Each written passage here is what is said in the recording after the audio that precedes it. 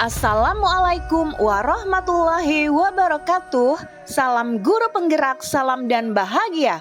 Pada kesempatan kali ini saya akan memaparkan kesimpulan dan refleksi pemikiran Ki Hajar Dewantara modul 1.1 koneksi antar materi.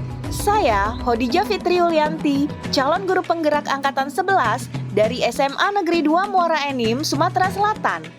Bersama fasilitator dan pengajar praktik saya, yaitu Bapak Muhammad Arif MPD dan Ibu Ria Agustin MPD. Mari kita merujuk pada pertanyaan pertama. Apa yang Anda percaya tentang murid dan pembelajaran di kelas sebelum Anda mempelajari modul 1.1? Sebelum mempelajari modul 1.1, saya mempercayai bahwa murid yang pintar adalah murid yang nilainya bagus dan fokus pada pembelajaran. Minat dan bakat murid diasah dan diarahkan dalam kegiatan ekstrakurikuler, meningkatkan nilai murid yang rendah dengan remedial dan tugas tambahan. Saya juga percaya bahwa murid yang pintar mampu mengerjakan tugas dalam bentuk apapun. Tidak hanya itu, sebelum mempelajari modul 1.1, saya juga percaya bahwa pembelajaran yang baik adalah yang berpusat pada guru atau teacher center. Sedangkan pembelajaran yang berorientasi pada murid hanya menghabiskan waktu saja. Saya mengukur ketuntasan pembelajaran dan pemahaman murid melalui nilai yang sudah mencapai KKM. Dan pembelajaran akan berjalan efektif jika murid mematuhi peraturan yang dibuat sekolah. Sekarang, mari kita analisa pertanyaan yang kedua.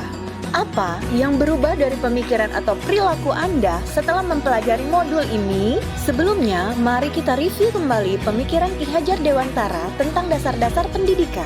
Menurut Ki Hajar Dewantara, tujuan pendidikan adalah untuk menuntun segala kodrat yang ada pada anak-anak agar mereka dapat mencapai keselamatan dan kebahagiaan yang setinggi-tingginya, baik sebagai manusia maupun sebagai anggota masyarakat, di mana pendidikan itu hanya dapat menuntun, tumbuh, dan hidupnya kekuatan kodrat yang ada pada anak-anak, agar dapat memperbaiki lakunya, bukan dasarnya. Hidup dan tumbuhnya kekuatan kodrat anak. Selain itu, Ki Hajar Dewantara memberikan pemikirannya tentang dasar-dasar pendidikan karena beliau ingin mengingatkan kepada para pendidik bahwa pendidikan anak sejatinya menuntun anak mencapai kekuatan kodratnya sesuai kodrat alam dan kodrat zaman. Selanjutnya, mari kita review perbedaan antara pendidikan dan pengajaran menurut Ki Hajar Dewantara, di mana pendidikan pada hakikatnya menuntun terhadap segala kekuatan kodrat yang dimiliki anak agar dapat mencapai keselamatan dan kebahagiaan setinggi-tingginya, baik sebagai manusia maupun sebagai anggota masyarakat. Pendidikan juga menciptakan ruang bagi murid untuk bertumbuh secara utuh agar mampu memuliakan dirinya dan orang lain serta menjadi mandiri. Sedangkan pengajaran adalah bagian dari pendidikan itu sendiri. Pengajaran merupakan proses pendidikan dalam memberikan ilmu untuk kecakapan hidup anak secara lahir dan batin. Setelah mempelajari modul 1.1 ini, beberapa pemikiran saya yang berubah adalah pendidik menuntun kodrat yang ada pada murid agar dapat menebalkan lakunya. Semua murid memiliki keunikan masing-masing.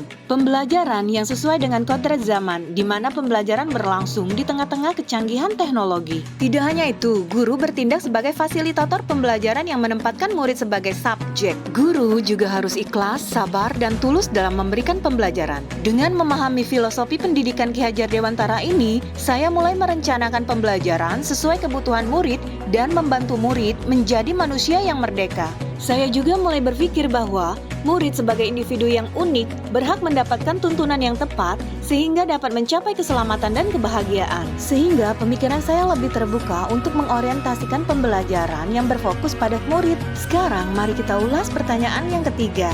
Apa yang dapat segera Anda terapkan lebih baik agar kelas Anda mencerminkan pemikiran Ki Hajar Dewantara? Setelah mempelajari dan memahami filosofi Ki Hajar Dewantara tentang pendidikan, ada beberapa hal yang akan saya terapkan. Yang pertama, saya akan menerapkan pembelajaran yang berpusat pada murid atau student center. Kemudian, menemukan karakteristik murid dan memberikan pengajaran sesuai dengan kebutuhan murid. Lalu, memberikan kebebasan kepada murid untuk mengumpulkan tugas sesuai dengan minat dan bakat mereka.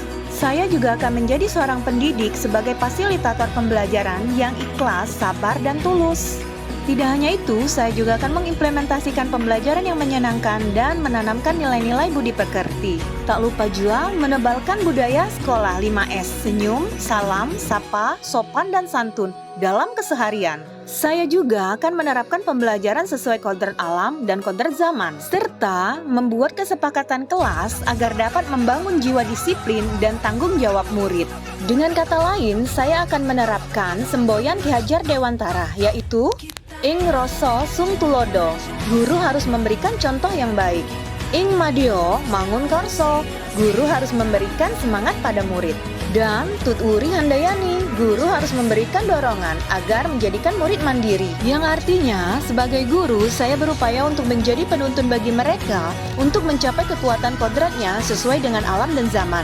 Karena guru yang baik adalah guru yang disenangi, dihormati, dan disegani, bukan guru yang ditakuti. Demikianlah pemaparan saya kali ini, semoga bermanfaat. Terima kasih. Wassalamualaikum warahmatullahi wabarakatuh. Salam guru penggerak, salam dan bahagia.